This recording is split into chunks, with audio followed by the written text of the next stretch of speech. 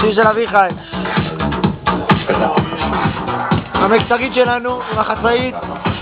אתה חבר שלי כבר מתקופת התיכון, ולא בגלל שהיית הראשון עם רישיון. אתה תמיד לצידי וגם עוזר לי המון. היום אני כבר לא כזה חסר ביטחון, אבל הגיע הזמן שלי לחברות שלי היו סיבות אחרות. אני לא יודע מה בכלל קראתי, אבל נראה לי שפשוט התאהבתי במשהו.